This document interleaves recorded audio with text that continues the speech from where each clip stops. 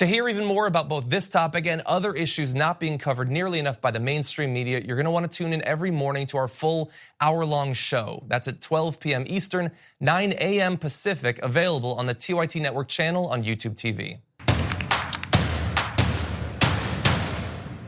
Welcome everyone to what looks like it's going to be a massive day in the news. Not only on this program, but we are in another Tuesday, which in this period of the year means primary elections, big elections coming up. And in fact, in the very close of the show, we're going to be talking about a few of those primary elections happening in Florida and in Arizona and the stakes in them. And because in both cases, we have got some of the most sycophantic, I suppose, Republicans running anywhere in the country. We're going to show you an ad that we've previously talked about on the show that Rob DeSantis, a huge Trump supporter, put out that is, I think, objectively one of the most pathetic displays politically that I've ever seen in my life, and that he's going to be running today. We're going to find out if doing effectively nothing more in your race than sucking up to Donald Trump is enough to make you one of the most high-profile Republicans in the country. We're going to have a great test of that. Similarly, in Arizona, we're going to be talking about Kelly Ward, Joe Arpaio, and Martha McSally.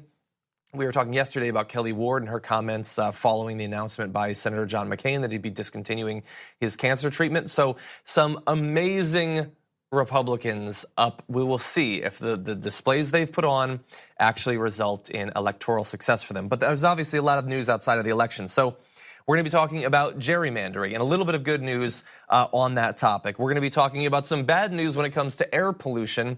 I think that we're all pretty well aware at this point about some of the negative health repercussions of air pollution. But scientists working at Yale have discovered through the use of some Chinese data what I would say is a very unexpected outcome of rampant air pollution, which is a problem around the world.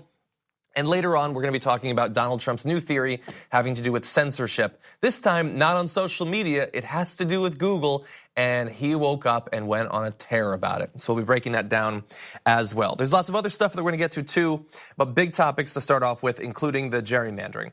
So this year has seen in a couple of different states, North Carolina, Wisconsin, Pennsylvania, court cases back and forth, fights against the court cases over the issue of gerrymandering.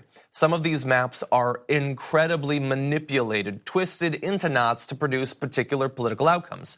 And although it is not only the case that Republicans are doing this in America, there have been cases certainly where Democrats have engaged in gerrymandering as well.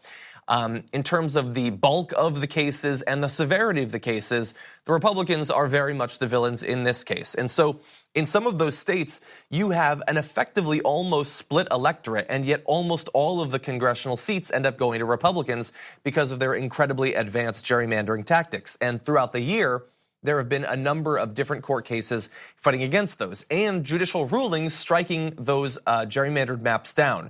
In some cases, even striking them down in time for the elections in November and requiring more fair and just maps to be produced for those elections. And then inevitably there are appeals. There's news coming out of some of these states that the Republicans are looking to literally impeach the entirety of their state Supreme Court to stop these gerrymandered maps from being eliminated.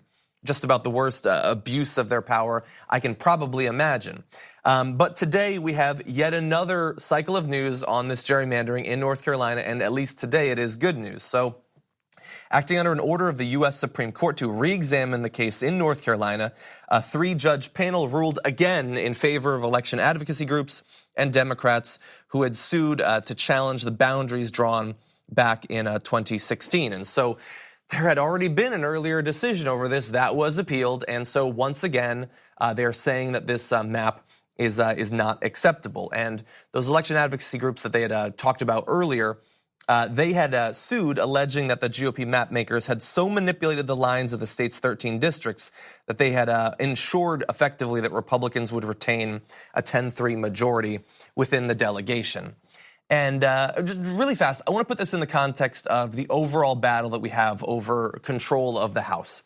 So if you've been following this closely, as we have, you know that the fate of the House is really coming down to just a couple of different House districts, House races that are considered within striking distance for Democrats.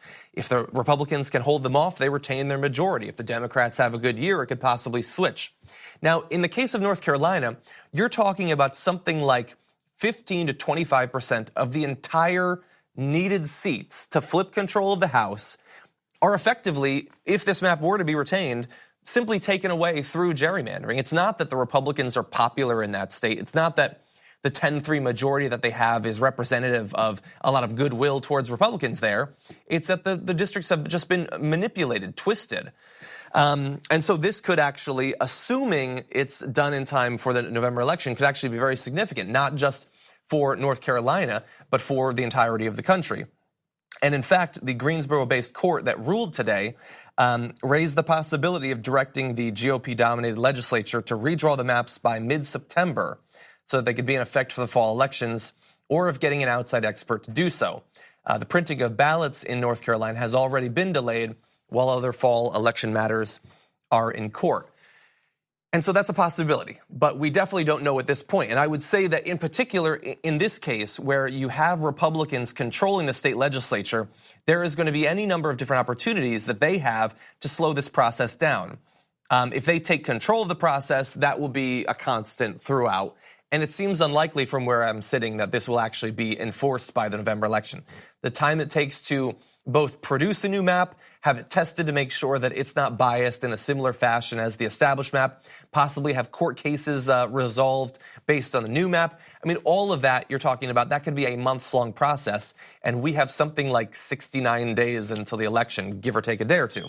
And so that seems difficult. If, on the other hand, they do decide to hire an outside expert, which under normal circumstances, I'm in favor of. I prefer some sort of independent body, a nonpartisan body. We've seen that used successfully in some states, I believe including Arizona at this point. That seems like a better option, but even the process of hiring that expert could be time consuming. And if it's the Republicans are doing the search committee for that, if they're authorizing, the person who will end up being chosen, that could be delayed by months as well. And so in the wake of this news, I think there's been a lot of excitement online about the possibility that, oh my God, this could be in effect for November. This could put the Democrats over the finish line. I think that it's unlikely at this point that that's actually going to happen. But I will say that the judges who ruled today, who had previously ruled, did have some good quotes about the future of gerrymandering in this country. And in particular, I want to highlight a quote from U.S. Circuit Judge Jim Wynn, who said, "The U.S. Constitution does not allow elected officials to enact laws that distort the marketplace of political ideas so as to intentionally favor certain political beliefs, parties, or candidates and disfavor others." So I like that sentiment. I certainly do. And I wish that the Constitution was interpreted in multiple different areas of our democracy to ensure that that is the outcome. But that's not so much the case. I mean, look, we have gerrymandering at the state level. We have things like North Carolina. Obviously, if you look throughout the country, there is a significant amount of gerrymandering. I mean, we've talked previously about Texas in particular, and there, in some cases, gerrymandering has been used in a way that favors individual Democrats. And around Houston, actually, that is the case in Texas. But again, in general, Texas is a great case where you're talking about one or possibly more seats that justifiably should be given to the other party. So it's great for U.S. Circuit Judge Jim Wynn to say that, but he doesn't have authority. His court doesn't have authority over the entirety of the country, and there are certainly circuit courts that don't care at all about this or implicitly favor this sort of gerrymandering, either to manipulate racial demographics or to favor one party, over another. And then obviously, in terms of the manipulations of the system to produce some sort of particular political outcome, gerrymandering, thankfully, is one of the most high-profile instances of that. And it's something that, at least over the past few years, we have seen more people talk about. But the system is manipulated in any number of different ways to produce these outcomes. I mean, obviously, we focus here at TYT on the issue of money in politics, and that is an amazing way to manipulate the system in 1,000 ways that are much more difficult to identify particular cases of than something like gerrymandering, where you can put up a picture and you see the districts and they look like some sort of ridiculous cartoon. It's easy to point to that and say that's obviously unjust. But when it's the effect of lobbyists and connections between people who've once been in government to those that are still there, donations and things like that, it's harder for a lot of people to draw those lines very clearly. Then you have things like, obviously, the Electoral College. Remember, we were talking about that after the election, and we were told you're not supposed to try to make any sort of big change like that immediately after a contentious election.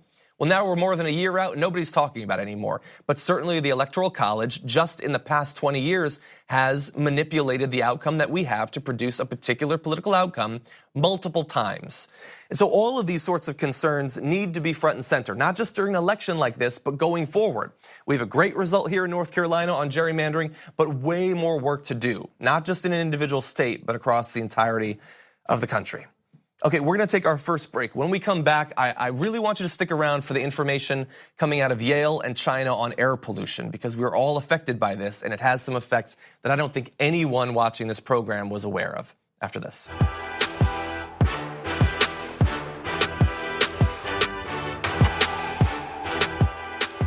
Welcome back, everyone. John Iderola running solo today, and in this block, we've got a couple of different environmental stories. Now, the bulk of this block is unfortunately going to be negative. Some of the information that we're going to be covering about air pollution is, I would say, scary to say the least. But I want to start off with a little bit of good news. This is a small thing that I happened to notice today, reported by the Chicago Tribune. The Ninth Circuit Court of Appeals in San Francisco, so obviously one of the Libby courts, has ordered the ban of a top-selling pesticide. This is chlorpyrifos. Now, chlorpyrifos is a very common pesticide. It's sprayed in fruits and vegetables and all of that sort of stuff.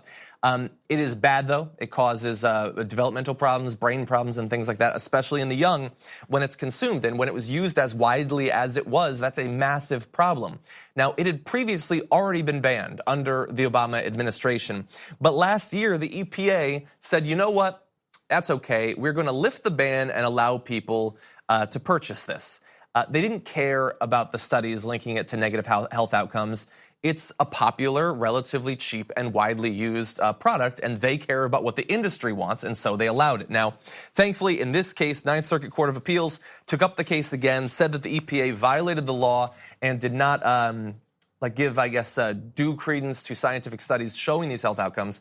And so within 60 days of this court decision, assuming it's not appealed again, I suppose, to the Supreme Court, although this seems like an odd thing for them to rule on, it will have to be banned for sale inside of the United States. So that is certainly good news. And really fast, a reminder of how significant who you have in the White House is. I mean, this is a sort of issue that, again, I know we say this all the time. I apologize. This is not going to get covered a lot. I doubt when the ban was lifted last year that it was covered very often.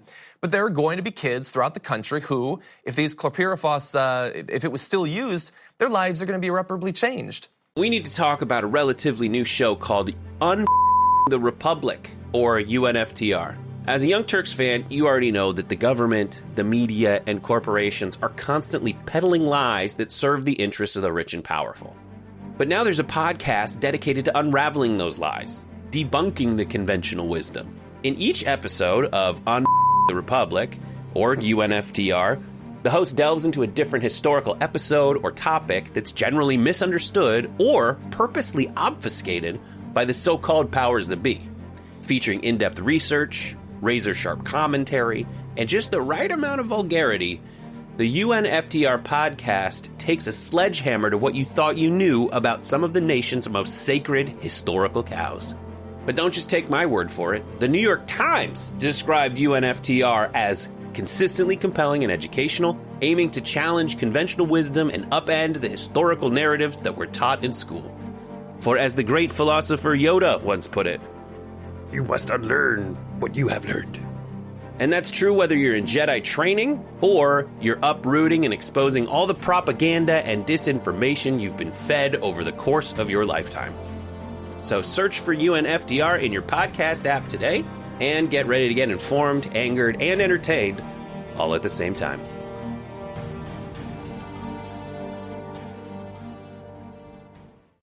And why? Because you have an EPA that is no longer working to actually protect people from various environmental pollutants, toxins, and things like that. Instead, the EPA is just another lobbying group. It's a trade group. It works for the benefit of polluters now.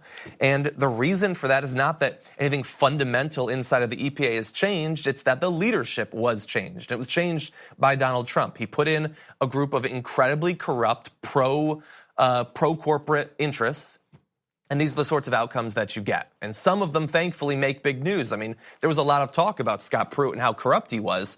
But in terms of the actual policies that he changed, I would say that that was maybe 20% of less of all of the coverage. And now we have an amazing task ahead of us to reverse some of the damage that he was able to do inside of the EPA, and the damage that will still be done even once Scott Pruitt is gone.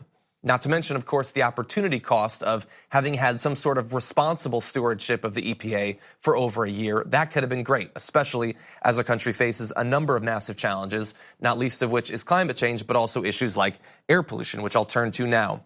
So I want to talk about a new study. This was conducted by the Yale School of Public Health.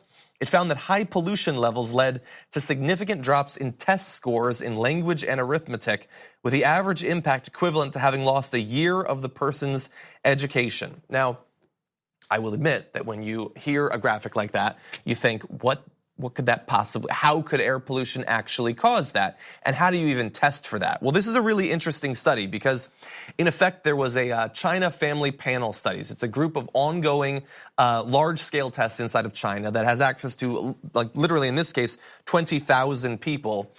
And what they did was they looked at a number of different tests that were done across this massive population between 2010 and 2014. And they tested them in various language and arithmetic tests. And then they mapped the information based on where those people lived to various forms of pollution registered over time. And I'm sure you're aware that China is an area that has particularly horrendous pollution problems.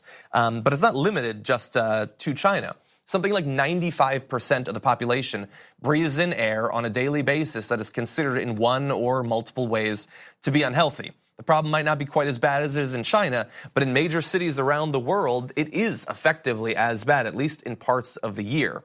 And so in this case, imagine for tens of thousands or hundreds or possibly millions of people to have effectively lost 1 year of education.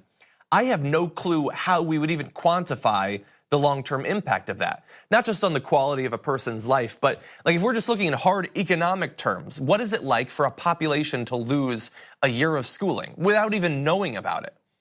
And especially to do so because of something like air pollution, that we would typically think of air pollution causing respiratory illnesses and things like that. And we know that that's incredibly dangerous. Actually, air pollution has been said to cause 7 million premature deaths every single year. Which, if you haven't heard that stat before, and I believe we've cited it before, that should blow your mind. How many other things can we trace 7 million premature deaths a year to? And yet, although every person in the world knows that air pollution is bad, does anyone think that it's as big of a killer as it actually is? What percentage of our conversation politically goes to air pollution? What percentage of our science-specific conversation goes to air pollution? 3 to 5%, maybe? Isn't air pollution something that we had to deal with in LA back in like the 80s and 90s? Haven't we tackled that thing? No, we have not. We haven't done it in major parts of the world, developing places like India and China, but also inside of the United States. And let's keep it real for a minute. One of the reasons we don't talk much about pollution in this country is because, as in so many other areas, environmental justice is the pollution is not just widely distributed evenly across the entire population. It's not like I'm being affected and then the Koch brothers get a respiratory tract infection. That's not the way that it goes. If you're poorer and thus less likely to have the natural focus of the mainstream media in the first place, you're more likely to suffer from air pollution. Now, so this is something that I pay attention to, and I was actually lucky enough that in my personal life, my girlfriend has worked with nonprofits that do green space development in economically less advantaged areas. And one of the things that they focus on in terms of trying to educate the populations that they go into inside of LA is that in particular these communities, which tend to be clustered around highways, like we think about that there is smog in LA, there's air pollution in LA, but it can be concentrated quite locally around these major areas of congestion. And it's all the more important that we get green spaces there to help to absorb some of this.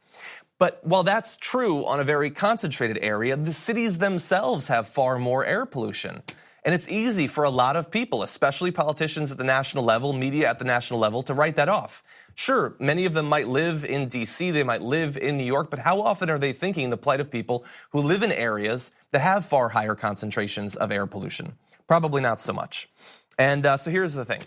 This information from China, incredibly interesting because it opens the discussion into an area that previously we had not been focusing on. But let's not forget the more traditional problems with air pollution. Recent studies have linked toxic air to extremely high mortality in people with mental disorders, and earlier work linked it to increased mental illness in children, while another analysis found that those living near busy roads had an increased risk of dementia. And these problems are, as in so many other areas is the case, particularly a problem for the young and for the elderly. And in fact, if we could go back to the China thing, while this causes problems with arithmetic and language skills across the entire population, in this particular case, the effect for seniors was by far the worst. And this is a community that, as you know, already has to deal with these sorts of issues just naturally, things like increased risk of Alzheimer's, dementia, all of that.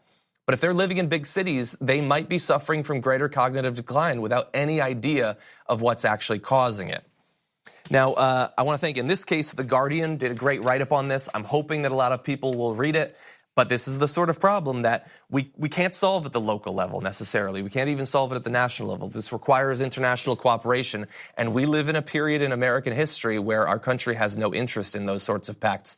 We already pulled out of the Paris Climate Accords. How are we going to get something international to deal with air pollution, especially when the businesses, the corporations that are producing that, they have their men in the White House. They have their men in Congress right now. Okay, obviously serious problem. More that we're going to get to. We're going to take a short break. When we come back, we're going to turn to issues of labor rights. And one of Donald Trump's pervasive, areas of focus in terms of his executive orders has been limiting the rights of unions, their ability to fundraise and things like that. We actually have a little bit of good news on that. And I believe in this next block, we'll also be able to get to today's obsession for Donald Trump. And that is how Google is apparently manipulating the news to convince you that things aren't going well for him. We'll break down the evidence for that after this.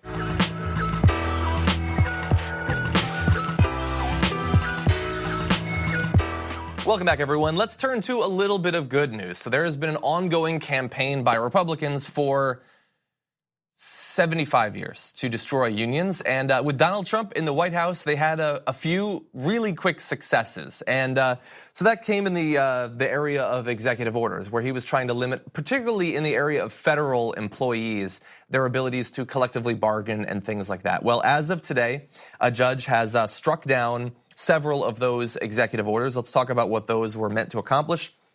3 of those executive orders, which were signed in May, made it easier for managers to fire underperforming federal employees, limited the amount of official work time in which unions could weigh grievances, and ordered the renegotiation of collective bargaining agreements. So the first area, let's talk about that. Donald Trump, for a long time, has apparently been incredibly frustrated by his inability to unilaterally fire anybody in federal government that he wants to.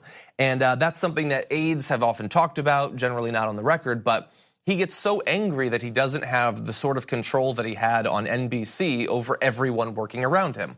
And so it's entirely possible that while that is cloaked in the guise of being about just making sure that people are doing their jobs, it's about weakening the standards in terms of what it takes to actually fire these employees, which I would consider a bit of a slippery slope at this point.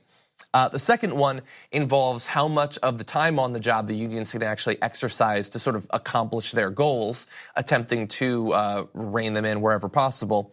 And in the third case, renegotiation of collective bargaining agreements, because they are viscerally opposed to the very concept of collective bargaining. Now, as an outsider, I think I know why Trump went about this in this particular way, because there are a lot of unions in various areas, but I would consider that even people who are involved in other unions probably see federal government employees as a sort of special class of worker that I don't think it's any exaggeration to say politicians have spent literally decades trying to make them out to be the laziest, most entitled workers in the country.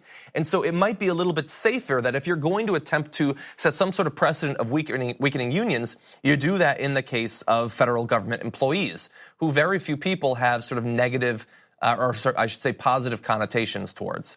But we also know where this is intended to go. This is part of a concerted effort by the Labor Department, Donald Trump, Republicans at the state level, to destroy the sources of funding and the ability to collectively bargaining of unions, because that obviously benefits the employers.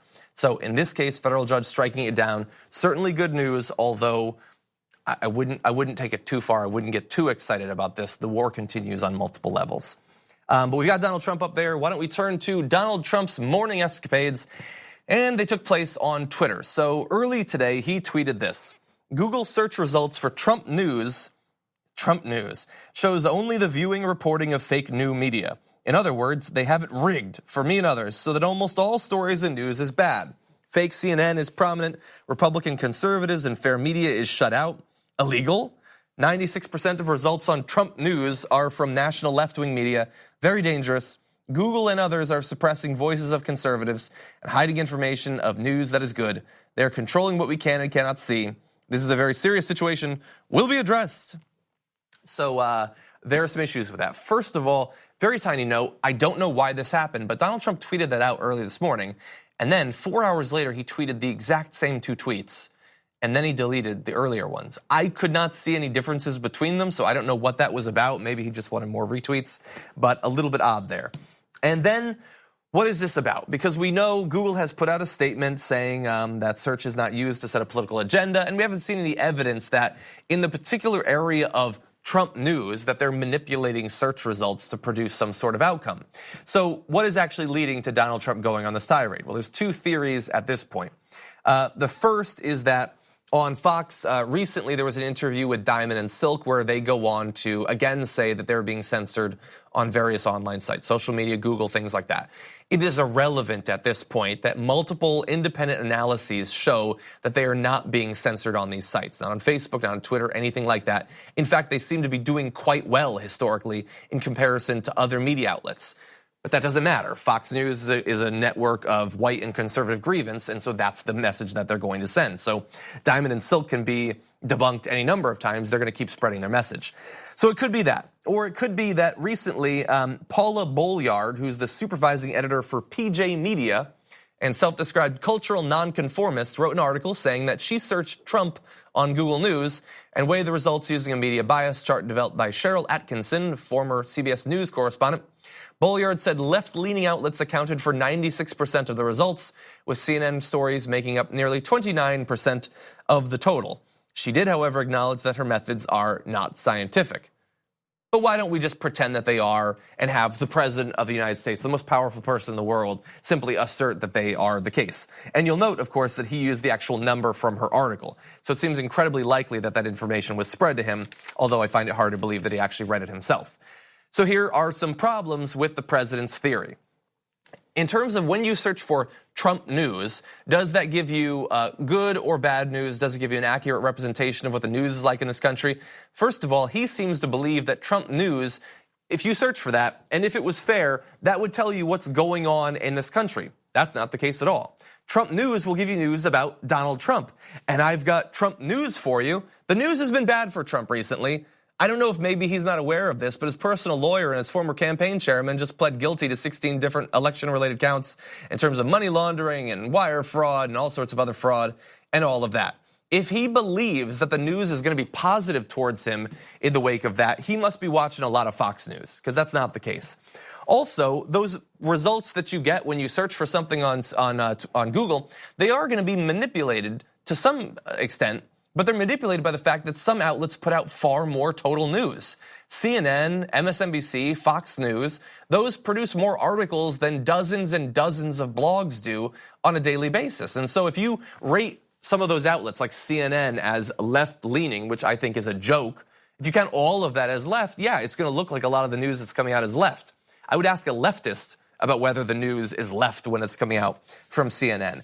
But more importantly, I apologize. I'm wasting your time by dignifying this with a serious response. The reason Donald Trump is saying this is not that he thinks that Google is actually manipulating the results. He is just advancing conspiracy theories that are very popular on the right now, that every media outlet that exists is in a conspiracy against them, that they're systematically being censored, their views are being manipulated. They're far more popular than they appear to be, the shadow bans and all of that. This is just another step in that. And where it gets dangerous, and the reason that it actually makes it onto the show today, is that Donald Trump says that they might have to look into this. And in fact, within hours of his announcement, his chief economic advisor, Larry Kudlow, came out and said that they will be looking into the possibility that Google search results need to be regulated. What does that mean? God only knows. But I could guess. I could guess what sorts of changes they might want. We've seen, by the way, when Facebook says that they're going to do more to fix fake news. What do they end up doing? They bring on Fox to produce a lot of content for them. They have a board looking into bias in terms of media presentation on Facebook that does not have one liberal body on it. All conservatives and those who would define themselves as centrists. That's what balance looks like to them. Now, would Google actually accede to this? I don't think so. Is this actually going to happen? Probably not. But if you are interested in censorship online and you've been distracted by the BS arguments of people like Alex Jones, here's the real censorship coming. And Donald Trump's very clear in those original tweets about what his what outcome he is looking for would actually be. Again, I think that it's unlikely that this would actually come, but certainly not impossible at this point. Okay, we're going to take a bit of an early break because I want to give time to our interview guest who's coming on in just a little bit. So we have a candidate for Broward County Commissioner. He's going to be coming on to talk about some of the problems going on in his race. Now, this is a topic we come back to a lot. Manipulations of who gets to be involved in these primaries, people putting pressure to vote for one candidate or another. We're going to be talking about what's actually going on in that race and what some of the stakes might be after this.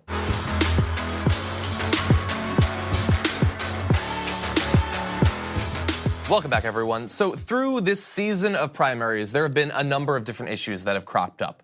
Issues in terms of parties getting involved where they shouldn't be. Issues in terms of the actual vote being counted in some cases. But we've got a case of some of the most interesting issues cropping up really in the week in advance of the election that I've seen before. And we're joined by one of the candidates in this race to discuss it. This is a Broward Commission candidate, Ryan Ross. Welcome to the Damage Report. Thank you so much for having me.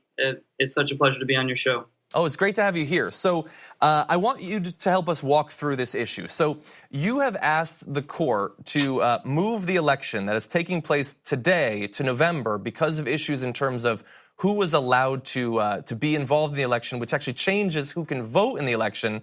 But it looks like the election is going to continue to take place today. So what was that process like? What do you think might actually happen if you're successful?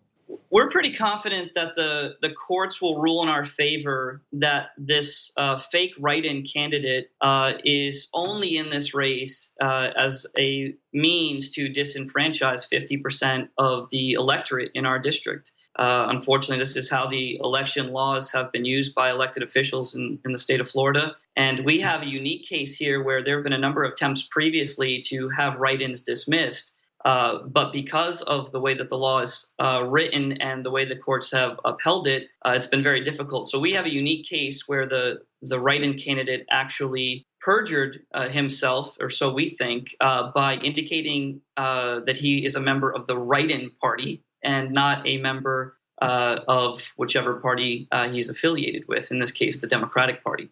So you've alluded to this candidate. So who is this quote-unquote write-in party candidate? And how is this changing who is allowed to vote in your election?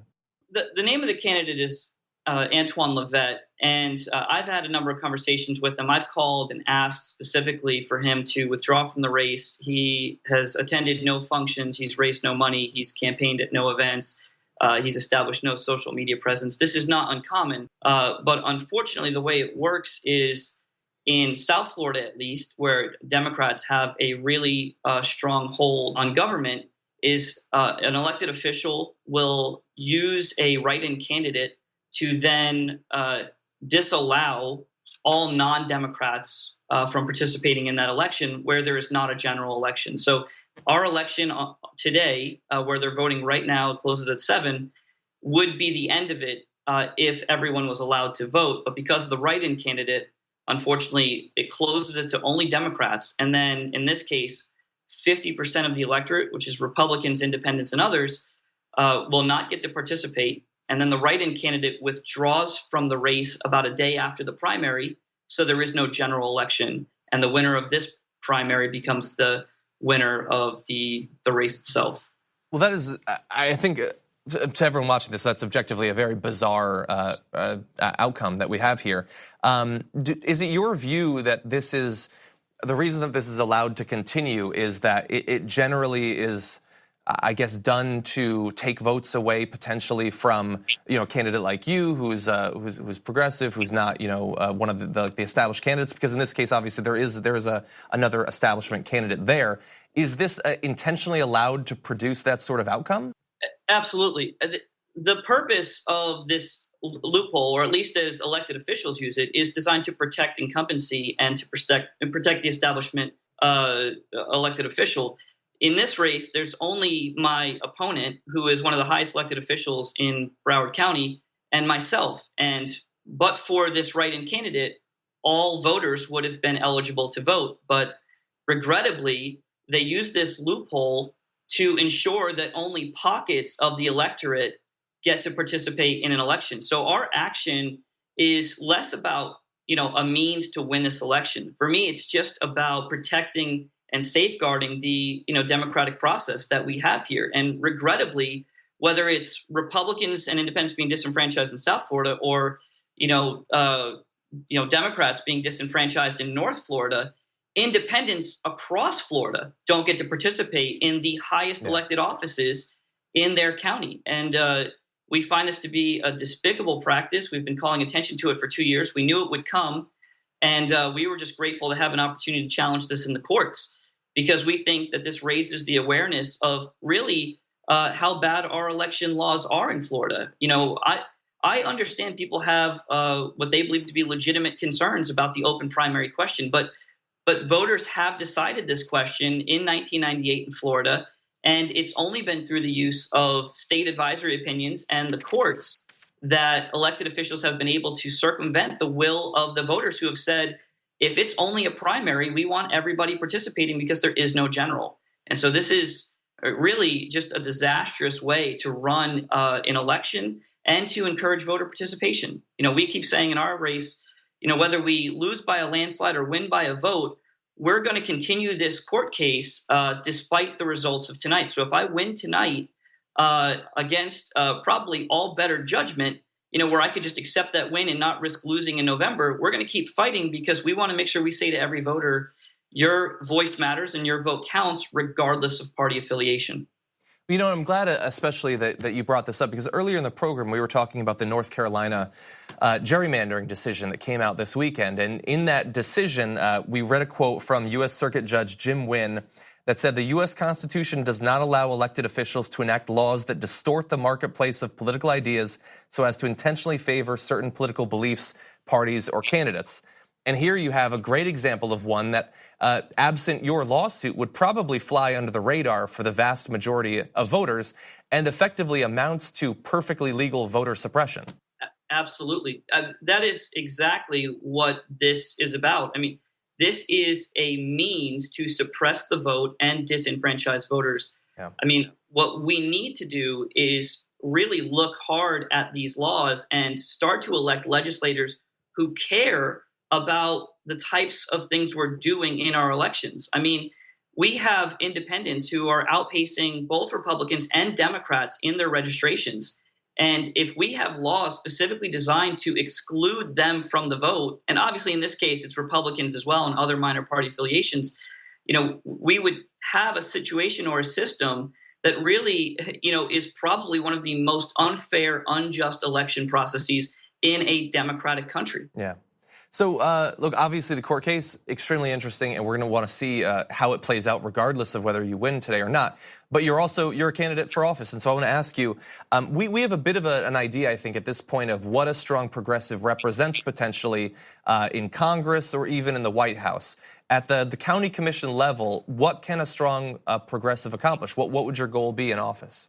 We're really running on values here, and we want to give voters a reason to vote. So we sort of said, we're going to concern ourselves with justice and charity and apply those to every issue. So we have a for-profit prison in my district. We have, homelessness and affordable housing crisis that has really gotten out of hand, and it has been ignored for too long, with such small efforts being done at both the municipal level and the county level. So one of the things we want to do is go ahead and say, we're going to fight with our legislators to make sure that there's pressure on them to close these for-profit prisons. And another big area is we're going to look at education. My background's in education, And so I've kind of said the county commissioners are making $100,000 salaries. They're working less than 20 meetings a year, and they don't work in the summers. This is a part-time job, 5 hours a month in a regular meeting. And so I'm donating 50% of my commissioner's salary, which amounts to about $50,000 every year, to secure tuition-free college and trade school for every student that comes out of Broward County. And we think that's going to be sort of we hope that that's going to be something that really kind of sets the example and the pace for the rest of Florida to get behind this issue of supporting our young people and saying, we want to make sure you have an economic future. And when you enter into high school, you're going to know that there's trade school or there's college waiting for you, and you're not going to have crippling education debt that carries with you all throughout your life. Well, Broward Commission candidate Ryan Ross, thank you for joining the show. Obviously, good luck in your ongoing legal battle. Thank you so much for having me. Great to have you here. We're going to take one more break. When we come back, one little reminder I want to give you in advance of today's primaries. It's going to come in video form. You're not going to want to miss it. We'll see you after this.